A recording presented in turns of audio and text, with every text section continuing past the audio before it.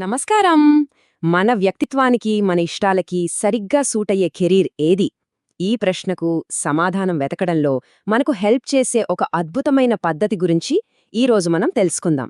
చదువు పూర్తయ్యాక ఏం చెయ్యాలి? నాకు ఏ ఉద్యోగం సెటవుతుంది? ఈ ప్రశ్న మనలో చాలామందిని ఏదో ఒక టైంలో బాగా ఇబ్బంది పెడుతుంది కదా. సరే, ఈరోజు ఈ కన్ఫ్యూజన్కి ఒక దారి చూద్దాం.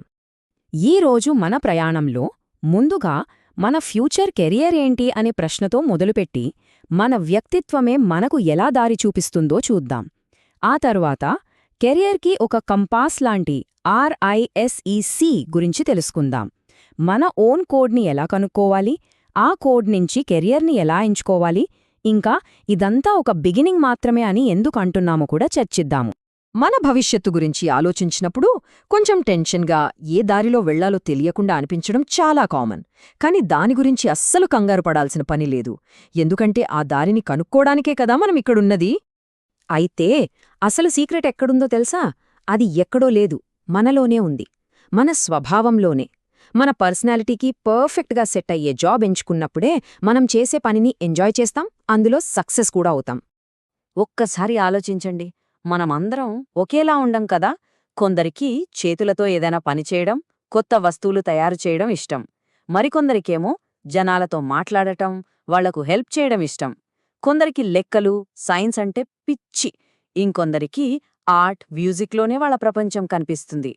మనలో ఉండే ఈ చిన్న చిన్న ఇష్టాలే మన కెరీర్ ఎంపికలో పెద్ద క్లూస్ అన్నమాట.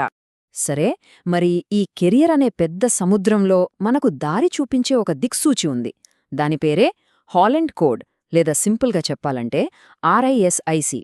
ఇది మన పర్సనాలిటీకి, రకరకాల ఉద్యోగాలకి మధ్య ఉన్న కనెక్షన్ని చాలా క్లియర్గా చూపిస్తుంది. ఈ రియాసెక్ ఫ్రేమ్వర్క్లో మొత్తం 6 రకాల వ్యక్తిత్వాలు ఉంటాయి. అవేంటో ఇప్పుడు చూద్దాం. ఈ 6 అక్షరాలే మనకు కరెక్ట్ దారిని చూపిస్తాయి. ఇందులో మొదటిది R అంటే రియలిస్టిక్. వీరిని మనం పని చేసేవాళ్లు లేదా ద డూవర్స్ అని పిలవచ్చు. అంటే చేతులతో పనిచేయడం, మెషీన్స్, టూల్స్తో గడపడం, బయట తిరగడం లాంటివి వీరికి చాలా ఇష్టం.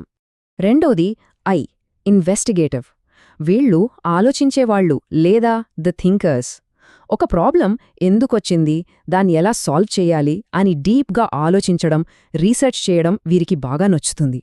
మూడోది A ఆర్టిస్టిక్. పేర్లోనే ఉంది కదా, వీళ్ళు సృజనాకారులు లేదా ద క్రియేటర్స్. తమ ఐడియాలని బొమ్మలు, సంగీతం లేదా రాతల రూపంలో బయటపెట్టడంలో వీళ్ళు ఆనందాన్ని వెతుక్కుంటారు. నాలుగోది S సోషల్. వీళ్లే సహాయకులు లేదా ద హెల్పర్స్. ఇతరులకి హెల్ప్ చేయడం, వాళ్ళకేదైనా నేర్పించడం, వాళ్ల బాగోగులు చూడటంలోనే వీళ్లకి అసలైన సంతోషం దొరుకుతుంది. ఐదోది ఈ ఎంటర్ప్రైజింగ్. వీళ్లని ఒప్పించేవాళ్లు లేదా ద పర్సువేడర్స్ అని చెప్పొచ్చు. లీడర్షిప్ తీసుకోవడం, కొత్త ఐడియాలతో ఇతరులను ఇన్ఫ్లుయెన్స్ చేయడం, బిజినెస్ నడపడం వీళ్లకు చాలా ఎనర్జీ ఇస్తుంది. ఇక ఆఖరిది C కన్వెన్షనల్. వీళ్ళు నిర్వాహకులు లేదా ద ఆర్గనైజర్స్. వీళ్ళు ప్రతి పనిని ఒక పద్ధతి ప్రకారం చాలా నీటుగా, వివరంగా చేయడాన్ని ఇష్టపడతారు. డేటా, నంబర్లతో పనిచేయడం వీరికి చాలా ఈజీ. సరే, ఈ 6 రకాల్లో మనం ఏ టైపో తెలుసుకోవాలనుంది కదా. ఇప్పుడు దాకా థియోరీ విన్నాం, ఇప్పుడు ప్రాక్టికల్గా మన కోడ్ని ఎలా కనుక్కోవాలో చూసేద్దాం రండి. దీనికోసం ఒక సింపుల్ యాక్టివిటీ ఉంది. ఇందులో భల్వే 2 చాలా సులువైన ప్రశ్నలుంటాయి. వీటికి అవును లేదా కాదు అని చెప్తే చాలు. ఇవి మనల్ని మనం అర్థం చేసుకోవడానికి చాలా బాగా హెల్ప్ చేస్తాయి. అయితే ఒక చాలా ఇంపార్టెంట్ విషయం గుర్తుంచుకోండి, ఇది మార్కుల కోసం రాసే పరీక్ష అస్సలు కాదు. ఇందులో రైట్ ఆన్సర్, రాంగ్ ఆన్సర్ అనేవి ఏవీ ఉండవు. ఇది మనల్ని మనం తెలుసుకునే ఒక జర్నీ లాంటిది. సో మీ మనసుకు ఏది నిజమనిపిస్తే అదే మీ సమాధానం. కరెక్ట్ రిజల్ట్స్ రావాలంటే ఈ కొన్ని విషయాలు పాటించాలి. ఆన్సర్ చేసేటప్పుడు ఆనెస్ట్గా ఉండండి. ఫ్రెండ్స్ ఏం చెప్తున్నారని కాదు, మీకు నిజంగా ఏమనిపిస్తుందో దాని గురించి ఆలోచించండి.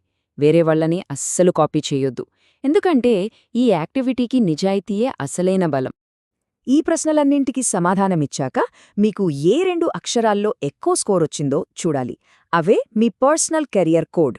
ఉదాహరణకి RI అనుకుందాం.